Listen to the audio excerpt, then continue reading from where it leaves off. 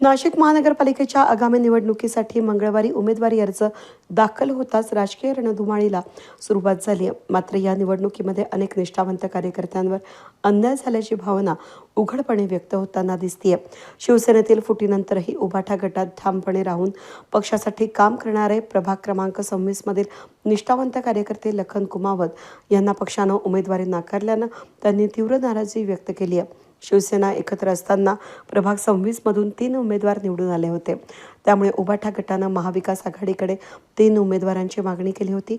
मात्र राष्ट्रवादी काँग्रेस आणि काँग्रेस पक्षाची प्रभागात फारशी ताकद नसतानाही त्यांच्या उमेदवारांना तिकीट देण्यात आल्यानं एकनिष्ठेचे हेच फळ का, असा सवाल लखन कुमावत यांनी उपस्थित केला.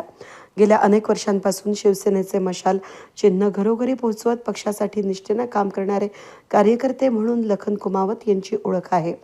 परिसरातील विविध नागरिक समस्या, मूलभूत सुविधा, विकास कामं यांसाठी त्यांनी आंदोलन आणि निवेदनांच्या माध्यमातून सातत्यानं आवाज उठवला.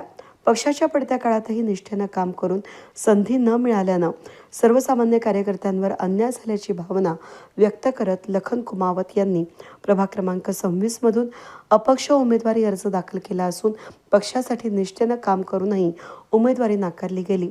सर्वसामान्य कार्यकर्त्यांनी पक्षाशी एकनिष्ठ राहण्याची हीच पावती का, असा सवाल लखन कुमावत यांनी उपस्थित केला. प्रभाग क्रमांक 26 मध्ये शिवसेना उद्धव बाळासाहेब ठाकरे पक्षाकडनं मी इच्छुक होतो आणि गेल्या 15 ते 20 वर्षापासून पक्षाचं प्रामाणिकपणे काम करत होतो. पण आता एवढा पक्षाचा पडता काळ आहे, ज्या काळामध्ये लोक इकडच्या तिकडं उड्या मारल्या आणि चिन्ह घेऊन पळाले, तरीसुद्धा आपण ती जी मशाल नवीन चिन्ह घेऊन लोकांमध्ये पोहोचलो, लोकांमध्ये काम केलं आणि पक्षाचा जो झंझावात आहे तो तसाच चालू ठेवला. परंतु आता कुठलीही स्पर्धा नव्हती का, उमेदवारीमध्ये खूप स्पर्धा होती, खूप मारामाऱ्या होत्या, असा काही भाग नव्हता. परंतु ज्या पक्षाचं प्राबल्य या भागात आपल्याकडे नाही आहे, त्या पक्षाला आघाडीमध्ये जागा सोडून आपल्या निष्ठावंत कार्यकर्त्यांवरती पक्षाने जो अन्याय केला आहे, त्या वरिष्ठ पदाधिकाऱ्यांना 16 तारखेनंतर त्या गोष्टीची समज येईल. परंतु आज हा विषय मला विशेष वाटतोय, म्हणजे अतिशय भावनिक झालो होतो मी थोड्या वेळापूर्वी. कारण महत्त्वाची गोष्ट अशी का, ज्या पक्षासाठी आपण कोट म्हणून तयार राहतो, ज्या लोकांशी भांडायला तयार होऊन जातो, उद्या जर कोणी उभाटा म्हणलं तर आम्ही म्हणतो अरे बाबा शिवसेना उद्धव बाळासाहेब ठाकरे म्हणा, तो आमचा पक्ष आहे, तो गट नाही आहे. आम्ही लोकांना पक्षासाठी तो दुश्मनी घेतो, लोकांशी भांडतो आणि पक्ष हा संकुचित विचार करून आपल्या पक्षाच्या कार्यकर्त्यांना जर डावलत असेल तर नक्कीच निषेधार्ह बाब आहे आणि याचं गणित त्यांना लवकरच कळून जाणार आहे. तुम्ही पत्रकार आहात, आता तुम्हीच त्या गोष्टीचं त्यांच्याकडनं जाणून घ्या. मी कुठे कमी पडलो असेल किंवा माझं कोणीतरी नातेवाईक त्या पॅनलिस्टमध्ये नसेल किंवा माझं कोणी तिथं बोलणारा गॉडफादर नसेल, असं काहीतरी असावं. कारण मी प्रामाणिकपणे काम करणारा माणूस आहे. राजकारणामध्ये मी काय शक्य पंजे खेळणारा माणूस नाही. माझं एक सरळ मत आहे, मी प्रामाणिकपणे काम करतो. तीच प्रामाणिकपणा लोकांसमोर घेऊन जाऊन पक्षाचं वोटिंग वाढवण्यासाठी माझा प्रयत्न होता. आणि जे काय मागील पंचवार्षिकमध्ये 3 जागा आपल्या पक्षाच्या इथून निवडून आलेल्या होत्या, त्या 3 जागा युती आणि आघाडी, कोणतीही युती आघाडी होऊन दे, त्यामध्ये 3 जागा आपल्या पक्षाला मिळाव्या अशी आपली मागणी होती. पण वेळेवरती जर 3 नाही होऊ शकल्या तर पक्षाने कमीत कमी 2 जागा मागून घ्यायला पाहिजे होत्या. कारण त्या युती आघाडीमध्ये मोठा भाऊ आपण आहोत आणि आपल्याला माहीत आहे की आपण कोणते चेहरे लोकांसमोर देत आहोत, ज्यांना प्रभागामध्ये, संपूर्ण प्रभागात ज्याची व्याप्ती आहे, संपूर्ण प्रभाग ज्यांना ओळखतो, असे उमेदवार देऊन आपण आपल्या पक्षाचे लोक उमेदवार निवडून आणण्यासाठी प्रयत्न केले पाहिजे. का सेटिंग करून कोणालाही फक्त उमेदवारी द्यायची म्हणून देऊन फक्त फॉर्मॅलिटी म्हणून लढलं पाहिजे, हे पक्षाने विचार केला पाहिजे. बाकी कालाय तस्मै नमः.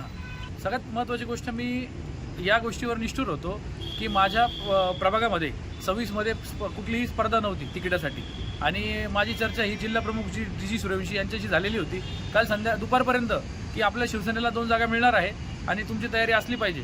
यासाठी मी ब क ड 4 जागांवरती जी पण जागा आपल्याला शक्य होईल, जी जागा मिळेल, यासाठी मी माझी उमेदवारी त्या ठिकाणी दाखल केलेली होती.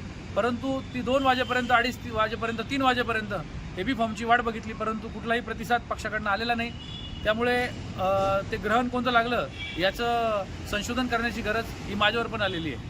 आता पुढील 2 दिवसामध्ये मी माझे सर्व जे हितचिंतक आहे, सगळं मित्रपरिवार आहे, जे काही लोक माझ्यावरती आशा ठेवून होते की तुम्हाला तिकीट मिळाल्यानंतर भविष्यामध्ये आमचं काहीतरी भलं होईल, असे माझे काही लोक होते, त्यांच्या सर्वांशी चर्चा करून येत्या 2 दिवसामध्ये त्या गोष्टीचा निर्णय घेऊ आणि आपल्याला त्या माध्यमातून मी नक्कीच कळवेल.